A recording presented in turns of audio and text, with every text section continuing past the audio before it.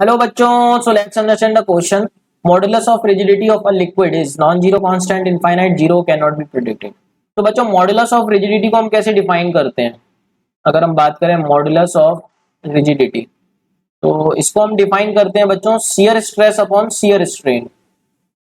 Shear stress upon shear strain, ये हमारे पास formula होता है। और शियर स्ट्रेस क्या होता है? जैसे हमारे पास एक बॉडी है बच्चों, तो शियर स्ट्रेस का मतलब होता है हम इसको, इस जो क्रॉस सेक्शन एरिया है इसका, उसके पैरेलली फोर्स लगाते हैं। इस तरीके से अगर हम 3D में देखेंगे तो इस तरीके से हमको क्रॉस सेक्शन एरिया इसका देखने को मिलेगा ऊपर से, विच इज ए।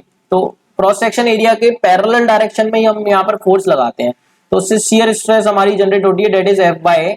और शियर स्ट्रेन को हम डेल्टा फाई मान लेते हैं। तो यहाँ से हमारी मॉडुलस ऑफ रिजिडिटी हम निकालते हैं। तो बच्चों, अगर हम बात करें लिक्विड की, है ना, लिक्विड मतलब आइडियल लिक्विड की अगर हम बात करें, तो आइडियल लिक्विड में कुछ भी फ्रिक्शन नहीं होता, नो फ्रिक्शन।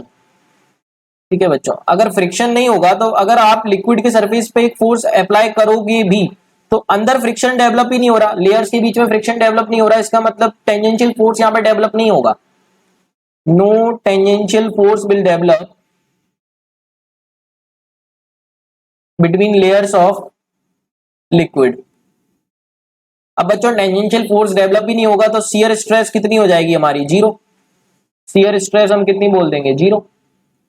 और शियर स्ट्रेस ही डेवलप नहीं हो रही तो मॉडुलस ऑफ रिजिडिटी कितना हो जाएगा? जीरो। तो zero is the correct answer. I hope you got the answer. Thank you so much and all the very best.